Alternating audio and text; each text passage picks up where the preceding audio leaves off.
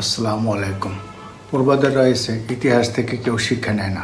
বাংলাদেশের রাজনীতিরাও যেন ইতিহাস থেকে কোনো শিক্ষাই নিতেছেন না।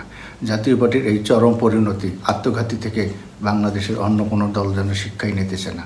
বিশেষ করে এনসিপি, এই তরুণ নেতৃত্ব। আওয়ামী লীগের শাসনামল 15 বছর ভয়াবহ জুলুম নির্যাতন বাংলাদেশের জনগণের ওপর করেছে। বিএনপি, জামাত সহ রাজনৈতিক দলগুলোর ওপর করেছে। জাতীয় পার্টি ছিল তখন আওয়ামী লীগের বি টিম। কিন্তু 2024 সালের ছাত্র জনতার অভ্যুত্থানে নতুন ইতিহাস সৃষ্টি হলো। তরুণ নেতৃত্ব, নতুন ছাত্ররা দেশের ইতিহাস গড়লেন। শেখ হাসিনা পালিয়ে ভারতে চলে গেলেন। মানুষের বিশ্বাস ছিল এই জেনজি পারবে, আমাদের পুরনোরা যেটা পারেনি এই জেনজি সেটা পারবে। কিন্তু দুর্ভাগ্যজনক তারা যেন সেই পুরনো স্রোতে গা ভাসিয়ে দিলেন। আপনি জাতীয় পার্টির দিকে তাকান। জাতীয় পার্টি কি ছিল? বাংলাদেশের 3টি রাজনৈতিক দলের মধ্যে একটা ছিল।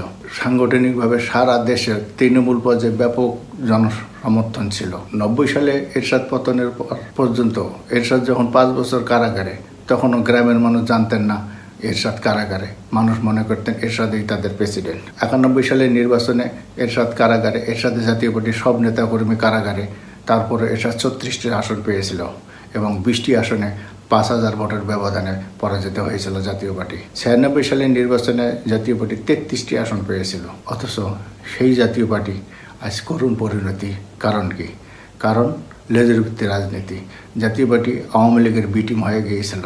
গত 15 বছর মানুষের অধিকার আদায়, জনগণের প্রত্যাশা প্রাপ্তি জাতীয় পার্টি কর্ণপাত করেনি। পরিস্থিতি এমন পর্যায়ে গেছে পৃথিবীতে নজিরবিহীন কাণ্ড।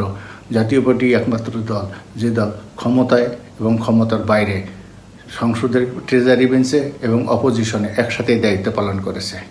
আমরা 2012 সালের চিত্র কি দেখি? এরশাদের নেতৃত্বে রংপুরের ডালিয়া লং মার্চ হয়েছিল তিস্তা চুক্তির দাবিতে। সেই লং মার্চে 7 থেকে 8 কিলোমিটার গাড়ির বহর ছিল।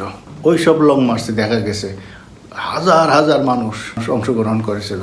সেই জাতীয় পার্টি আওয়ামী লীগের বি টিম হওয়ার পরিণতি আজ কি? জাতীয় পার্টি এই যে পরিণতি, এই যে আত্মঘাতী, জাতীয় পার্টির থেকে এনসিপি যেন কোনো শিক্ষাই নিতেছে না। ছাত্র জনতার অভ্যুত্থানে এনসিপি একটা গৌরবোজ্জ্বল ভূমিকা পালন করেছে। মানুষের প্রত্যাশা ছিল এই নতুন নেতৃত্ব, তরুণ নেতৃত্ব আগামী দিনে বিকল্প রাজনীতি সৃষ্টি করবে। তারা সেটা ঘোষণাও দিয়েছিল এনসিপি গঠনের সময়। কিন্তু পরবর্তীতে দেখা গেল না, জাতীয় পার্টি যেমন আওয়ামী লীগের সাথে বিলীন হয়ে গিয়েছিল ক্ষমতার ভাগ বটোয়ারার জন্য, তেমনই এনসিপি যেন এখন জামাতের সাথে বিলীন হয়ে যাওয়ার উপক্রম।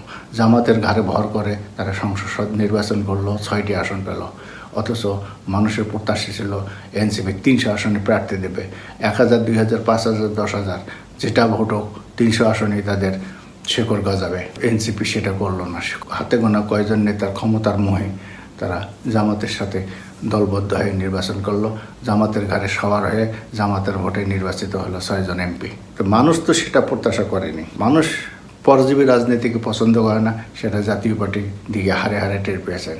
পরজীবী কোনো রাজনীতি না। যাদের বাংলাদেশে শতাধিক রাজনৈতিক দল রয়েছে, এসব দলের এমনও দল আছে সে দলের 5-10 জন কর্মীও নেই। এমনকি স্বামী স্ত্রী দলের সভাপতি, সেক্রেটারি এমন দলের সংখ্যাও আছে। কিন্তু সেটা তারা নিজেদের মতন করেই দল করছে, কারো ওপর সবার হয়ে নয়। কিন্তু এনসিপি যাদের প্রচুর সম্ভাবনা ছিল, আগামী দেশ গঠনের সম্ভাবনা, আগামী দেশে নেতৃত্বে দেওয়ার সম্ভাবনা, সেই এনসিপি কয়েকজন নেতার সুবিধাবাদিতা, লোভ লালসা গোটা সম্ভাবনাকে ধ্বংস করে দিল। আপনি নেপালের দিকে তাকান। নেপালেও তো একই কাণ্ড, জেনজির আন্দোলন হয়েছিল। নেপালের ছেলেরা আন্দোলন করছে, কিন্তু লোভ তাদেরকে পেয়ে বসেনি।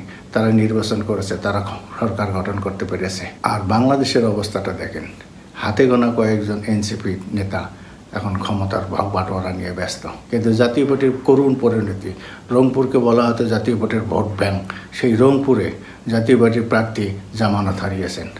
জাতীয় পার্টির চেয়ারম্যান GM কাদের যে ভোট পেয়েছেন সেটা চরম লজ্জাজনক। অনেক মনে করতেন এবং রাজনীতিতে এই প্রচারণার ছিল রংপুর 3 আসন আর যাই হোক জাতীয় পার্টির হাতছাড়া হবে না।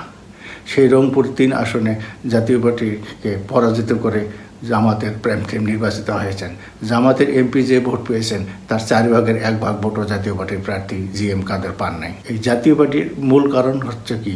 জাতীয় পার্টি বিগত দিনগুলোতে আওয়ামী লীগের বি টিম শুধু নয়, আওয়ামী লীগের যে অঙ্গ সংগঠন যুবলীগ, ছাত্রলীগ, মহিলা লীগ তাদের ভূমিকা অবতীর্ণ হয়েছিল। জাতীয় পার্টি কী কর্মসূচি দেবে, কী কথা বলবে সেটা ঠিক করে দিতেন শেখ হাসিনা। শেখ হাসিনা কখনো রাজনৈতিক কারণে ব্যস্ত থাকলে জাতীয় পার্টির নেতাকর্মীরা বসে থাকতেন, কোনো কর্মসূচি দিতেন না। নেত্রী কী বলেন, নেত্রী যেটা বলবেন সেটাই তারা বলবেন। তার পরিণতি জনগণ তাদের থেকে অনেক দূরে সরে গেছে। গণবিরোধী রাজনীতির পরিণতি কি জাতীয় পার্টি সেটা হারে হারে দেশবাসীকে জানিয়ে দিয়েছে। এখন এনসিপি যে কাজটা করছে, মানুষ তো মনে করে এনসিপি আগামীতে আওয়ামী লীগ, বিএনপি, জামাত এদের বিকল্প শক্তি হিসেবে গড়ে উঠবে। তরুণ নেতৃত্ব, সাহসী নেতৃত্ব, তারা আগামীতে একটা ভালো ভূমিকা রাখবে।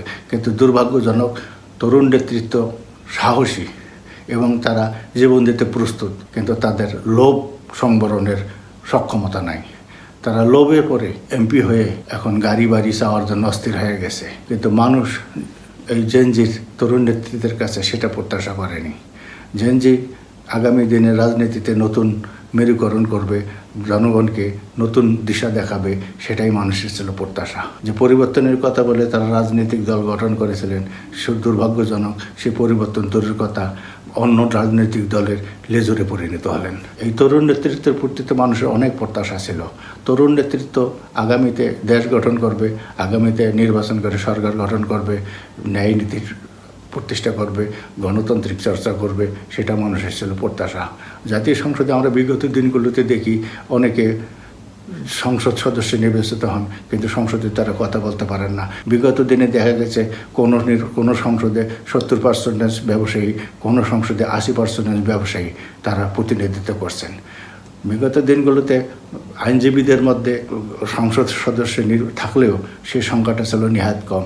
তবে সৌভাগ্যজনক, এবার সংসদে আইনজীবীদের সংখ্যা অনেক বেশি।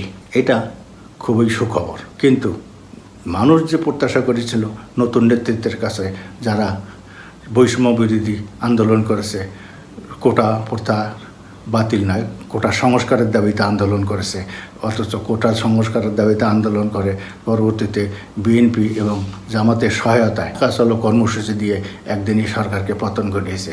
হাসিনার মতন স্বৈরশাসক, লৌহ মানবী, যিনি খুনের রক্তায় রঞ্জিত হাত নিয়ে ভারতে পালিয়ে যেতে বাধ্য হয়েছেন। হাসিনা এমন একজন নেত্রী, তার রক্ত দেখলেই তিনি আরও উৎসাহিত হতেন। তার এক কর্মচারী ছিলেন মতিউর রহমান রেন্টু, তিনি আমার ফাঁসি চাই নামে একটা বই লিখেছেন। ওই বইয়ে তিনি পরিষ্কারভাবে বলেছেন শেখ হাসিনা কিসে খুশি হয়। মানুষ খুনের করলে শেখ হাসিনা খুশি, মানুষকে মারতে পারলে শেখ হাসিনা সেদিন বেশি খাবার খাইতেন। হাসিনার হাতের রক্তের দাগ নিয়ে তিনি বিশাল বই লিখেছেন এবং ঢাকায় বইমেলায় সে বেশি বিক্রি হয়েছিল।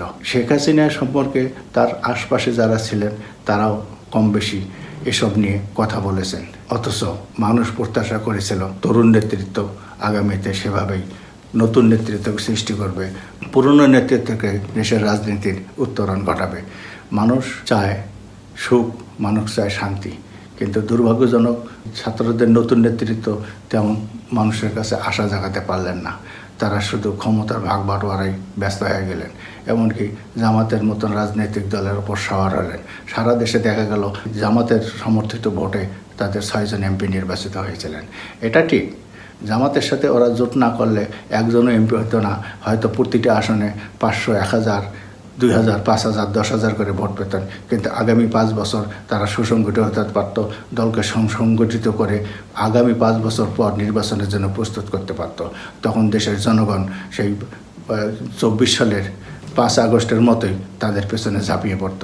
দুর্ভাগ্যজনক, সেটা তারা করলেন না। তারা ক্ষমতার লোভ সংবরণ করতে পারলেন না। এখনই চাই ক্ষমতা, এখনই চাই। অন্তর্বর্তী সরকারের প্রধান ডক্টর মোহাম্মদ ইউনূস আন্তর্জাতিক খ্যাতিসম্পন্ন ব্যক্তিত্ব, তার প্রতি মানুষের প্রত্যাশা ছিল অনেক। দুর্ভাগ্যজনক, তিনি ক্ষমতা গ্রহণ করলেন অন্তর্বর্তী সরকারের প্রধান হয়ে, কিন্তু তিনি যে ইতিহাস সৃষ্টি করলেন সেটা অনেকটা মির্জাফরের মতোই। তিনি নিজেই সব সুযোগ সুবিধা নিলেন, কিন্তু জাতির জন্য কিছুই করলেন না। তিনি ক্ষমতা ছাড়ার 1 সপ্তাহ আগে আমেরিকার সাথে যে চুক্তি, বাণিজ্য চুক্তির নামে যে চুক্তি করলেন, সেটা অনেকটা গোলামী চুক্তির মতোই। 1757 সালে পলাশীর প্রান্তরে যে ইংরেজদের হাতে নবাব সিরাজউদ্দৌলার পরাজয়, তারপর বাংলাদেশ 190 বছর ইংরেজদের অধীনে ছিল। পরাধীনতা হিসেবে 190 বছর ইংরেজদের গোলামি করেছি, এখন অনেকটা আমাদেরকে আমেরিকার গোলামি করতে হচ্ছে শুধু ডক্টর ইউনূসের কারণে। ডক্টর ইউনূস আমেরিকার সঙ্গে কেন এই চুক্তি করলেন, এই চুক্তির বিরুদ্ধে কেন দেশের ছাত্র জনতা ঝাঁপিয়ে পড়ল না, সেটা নিয়ে রহস্যজনক প্রশ্নটা থেকেই যায়। দেশের আলেম সমাজেরও একই কাহিনী, তারা আমেরিকার বিরুদ্ধে রা পর্যন্ত করেন না। মুসলমান দেশ ইরানের বিরুদ্ধে ইহুদি রাষ্ট্র ইসরায়েলের পক্ষে নিয়ে আমেরিকা যা করছে তা চরম মানবাধিকার লঙ্ঘন এবং যুদ্ধ অপরাধ, অথচ তৌহিদি জনতা তাদের বিরুদ্ধে শব্দ করছে না। এবং ইসলামী ধারার দলগুলো নিজেদেরকে ইসলামী দল দাবি করলেও এবং বিভিন্ন সময় তাদেরকে আন্দোলন করতে দেখা গেলেও এবার তাদেরকে কোনো আন্দোলনই দেখা যাচ্ছে না। তারা আমেরিকা অখুশি হয়, সেজন্যই তারা যেন মুখ গুটিয়ে বসে আছেন। তবে এটা ঠিক, বাম ধারার রাজনৈতিক দলগুলো সাম্রাজ্যবাদী আমেরিকার বিরুদ্ধে রাজপথে নেমেছে। তারা আমেরিকাকে যুদ্ধবাজ হিসেবে অভিহিত করছে এবং বাণিজ্য চুক্তি নামে গোলামি চুক্তি বাতিলের দাবিতে সরকারের উপর চাপ প্রয়োগ করছে। আগামী 27 এপ্রিলও তারা সংসদ ঘেরাও করার কর্মসূচি দিয়েছে। বাংলাদেশ কোন দিকে যাবে সেটা নির্ভর করবে রাজনীতিকদের ওপর, কিন্তু রাজনীতিক তরুণ নেতৃত্ব যেভাবে সুবিধাবাদের রাজনীতি শুরু করছে, পুরনো স্রোতে গা ভাসিয়ে দিয়েছে, সেখানে রাজনীতির যে পরিবর্তন খুব বেশি একটা হবে তা মনে করায় সত্যিই কঠিন। তবে এটা ঠিক, প্রধানমন্ত্রী তারেক রহমান কিছু সময় উপযোগী সিদ্ধান্ত নিয়েছেন। অনেকেই তাকে সাহসী নেতৃত্ব হিসেবেই মনে করছেন।